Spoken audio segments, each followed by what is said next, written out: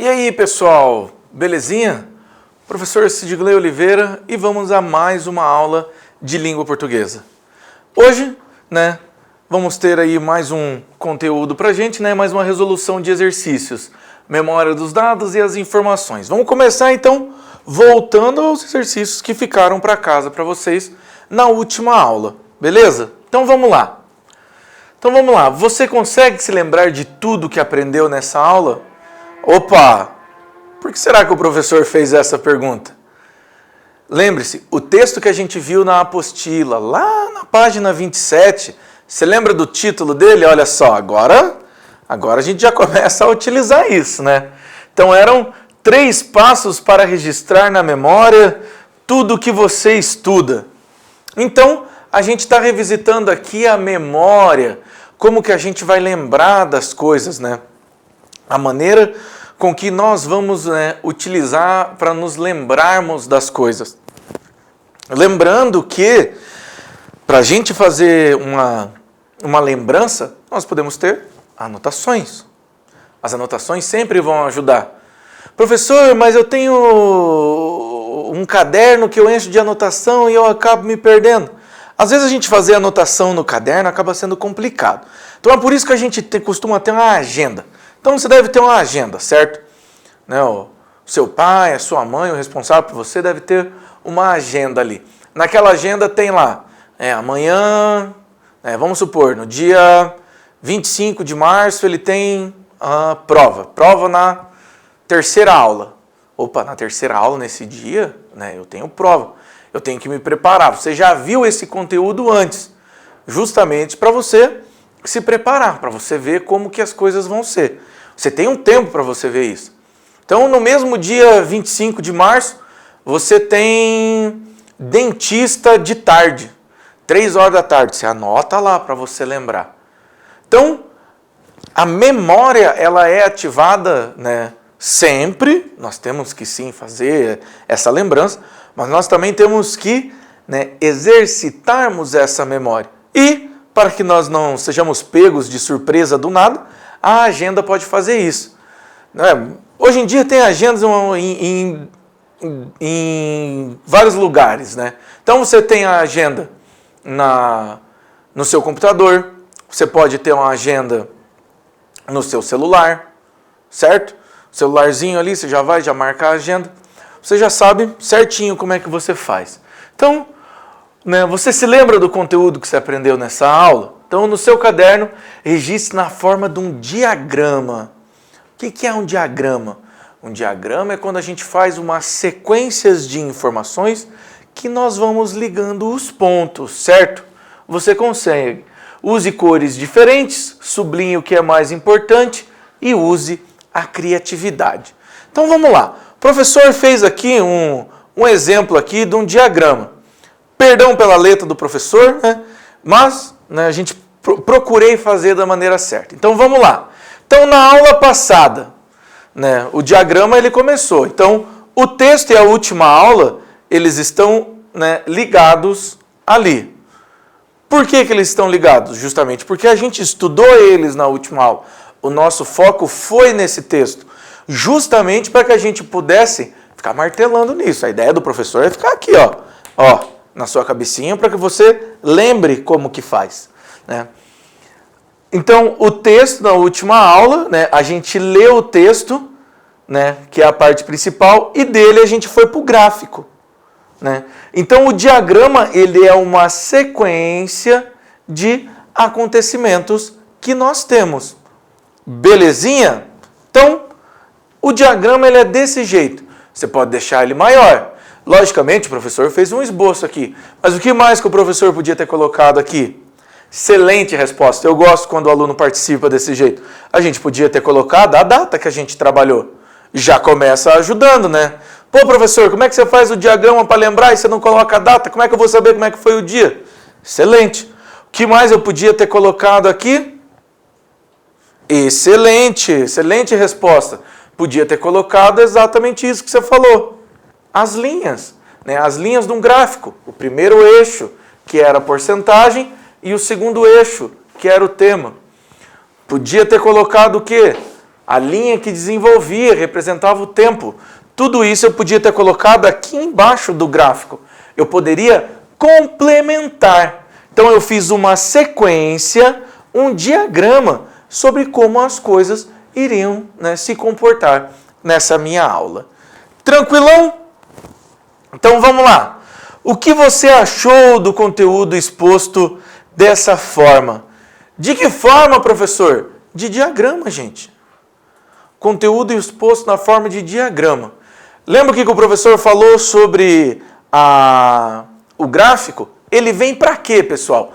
Ele vem justamente para que a gente pegue uma ideia, condense ela e deixe ela o mais simples o possível de ser entendida.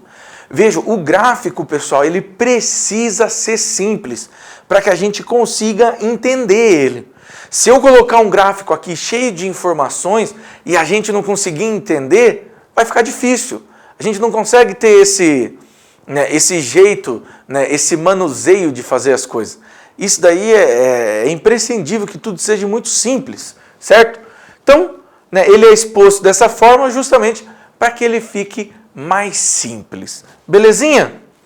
Você consegue usar as informações do texto 3 passos para registrar na memória tudo o que você estuda para aprender mais durante as aulas? Como? Como será a sua estratégia? Então vamos lá. Se o professor tivesse que fazer, né, e já tive que fazer algumas vezes, né, o estudar. O que é o estudar? O estudar, a gente começa a ter um problema com a palavra estudar, porque o estudar ele não dá pra gente um resultado no momento, certo? Então a gente acaba tendo alguns probleminhas, porque, sei lá, vamos colocar um exemplo. Você foi lá e você comeu um hambúrguer, certo? Você foi lá, fez um hambúrguer maravilhoso, né, bem gorduroso, você vai lá, comeu aquele hambúrguer, chega a escorrer aqui do lado, ele te dá uma alegria naquele momento, você está comendo, você está feliz, certo? O estudar não, o estudar requer que você fique sentado ali, por isso que ele é complicado. Mas veja, você pode dedicar pouco tempo. Pega o assunto que você fez, certo?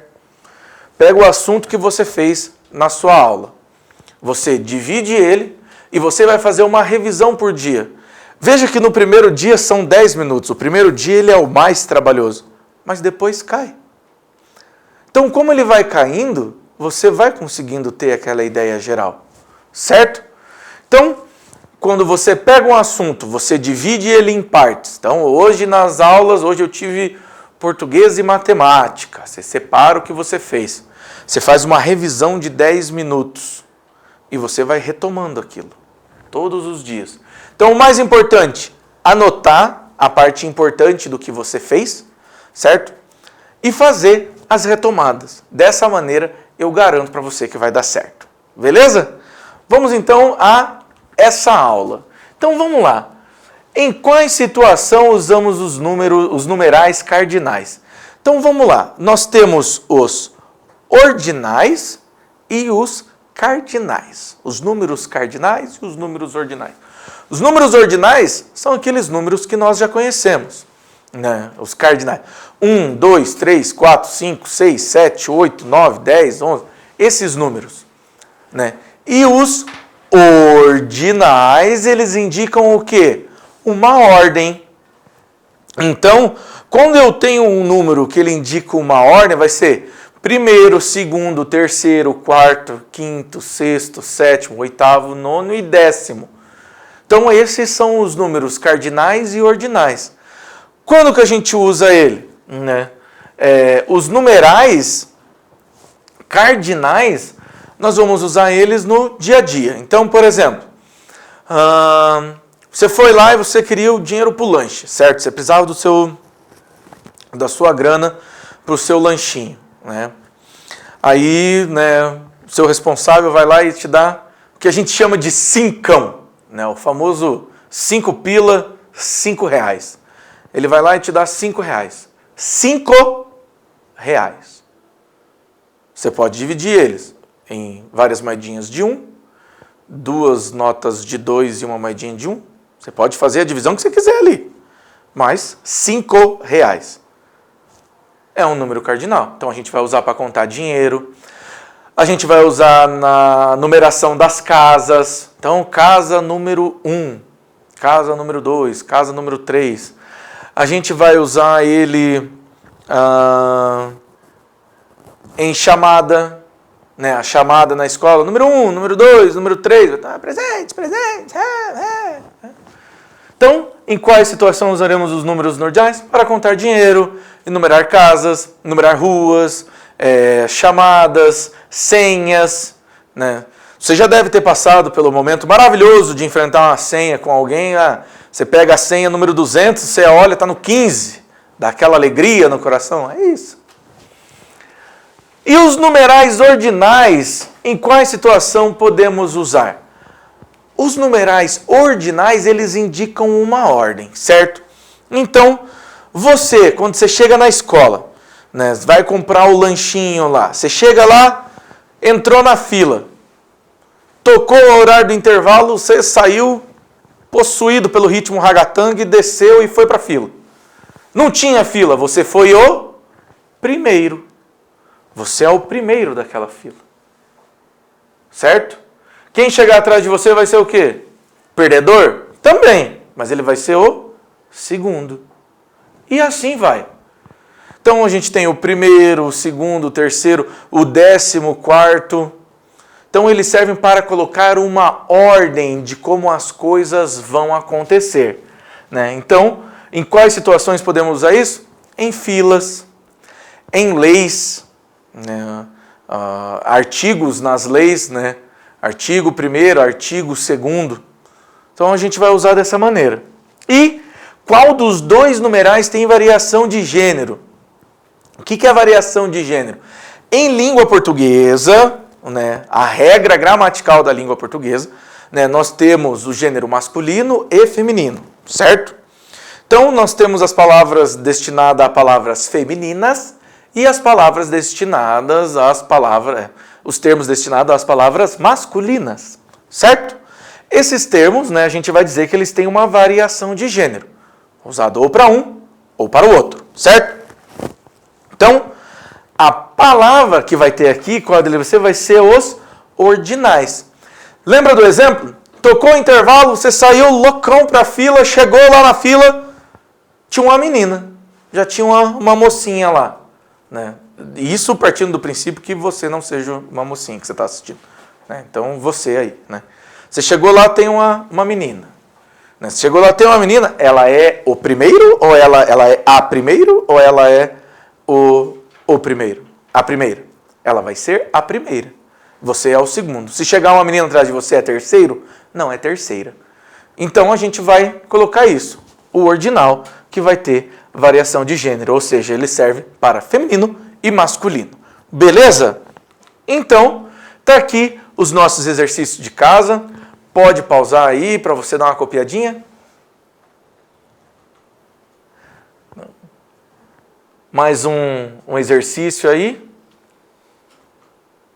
E para a próxima aula. Ai, nossa.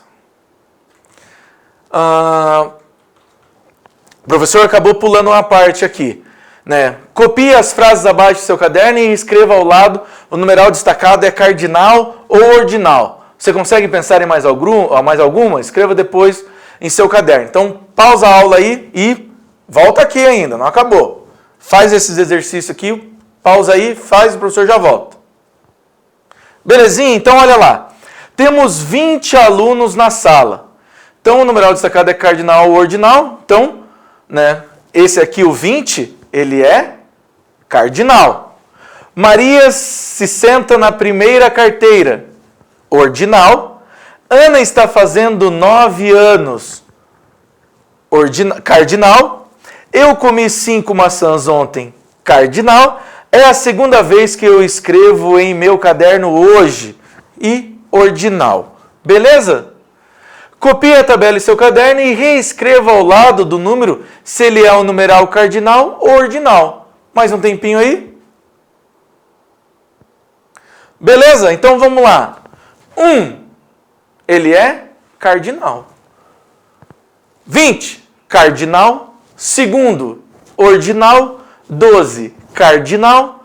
13, cardinal, 300, perdão, cardinal, 1996, cardinal, centésimo, ordinal, primeiro, ordinal, 9, cardinal e 1000, ele vai ser também cardinal, beleza? Então, temos aqui, né, os nossos exercícios para casa, pode copiar aí, e agora sim. Beleza então, pessoal? Muito obrigado e até a próxima!